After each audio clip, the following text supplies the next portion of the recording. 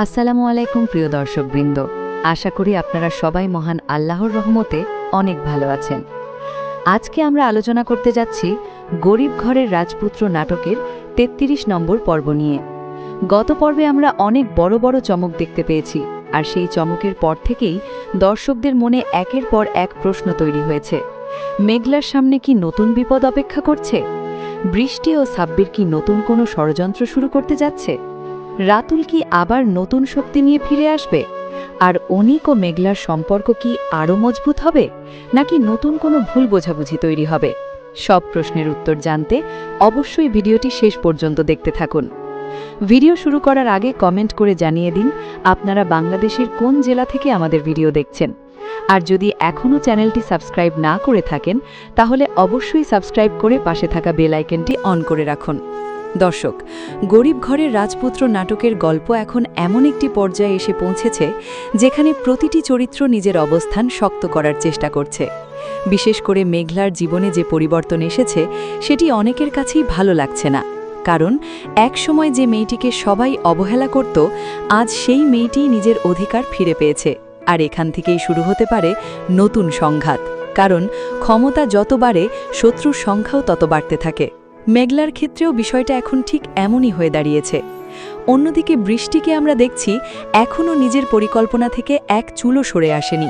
সে কখনোই চায় না অনিক ও মেঘলা একসাথে সুখে থাকুক, বরং সে চায় তাদের মধ্যে নতুন করে দূরত্ব তৈরি হোক।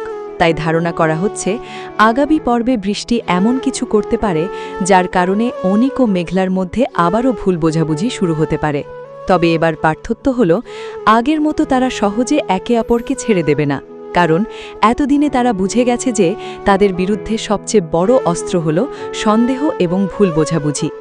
এদিকে সাব্বিরকে নিয়েও নতুন প্রশ্ন তৈরি হয়েছে। সে কি সত্যিই বৃষ্টির দলে চলে গেছে, নাকি সে কোনো বড় সত্য জানার জন্য এই পথ বেছে নিয়েছে?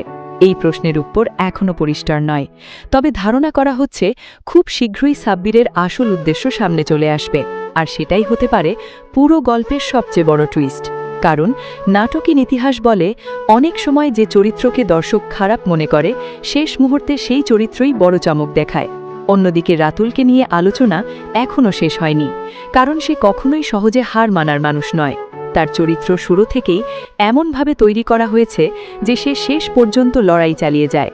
তাই অনেক দর্শকের ধারণা তার আসল খেলা এখনও শুরু হয়নি।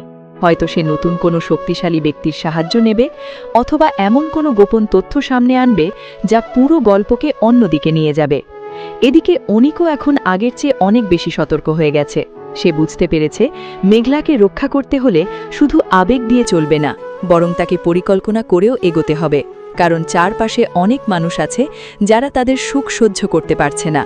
তাই আগামী পর্বে আমরা অনিকের নতুন সিদ্ধান্ত দেখতে পারি, যা পুরো গল্পকে আরও শক্তিশালী করে তুলবে। দর্শক, পূর্বাচালের নিলাম প্রকল্প এখন গল্পের সবচেয়ে গুরুত্বপূর্ণ অংশ হয়ে উঠেছে। এটি শুধু একটি ব্যবসায়িক প্রতিযোগিতা নয়, এটি সম্মান, ক্ষমতা এবং ভবিষ্যতের লড়াই।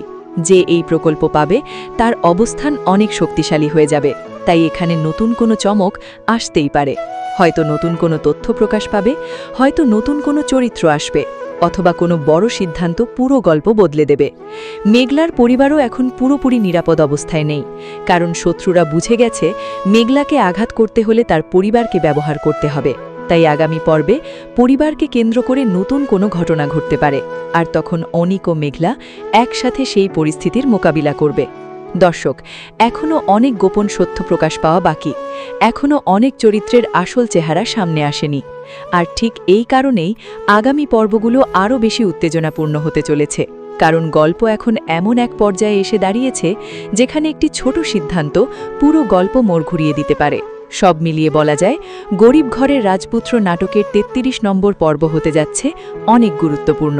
এখানে আমরা দেখতে পারি নতুন ষড়যন্ত্র, নতুন রহস্য, নতুন সংঘাত, নতুন সম্পর্কের পরীক্ষা, নতুন চমক। আর দর্শকদের জন্য থাকছে অনেক বড় বড় টুইস্ট।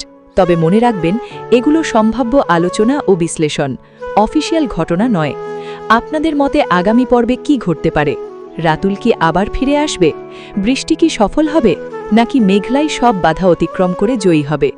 অবশ্যই কমেন্ট করে আপনাদের মতামত জানাবেন।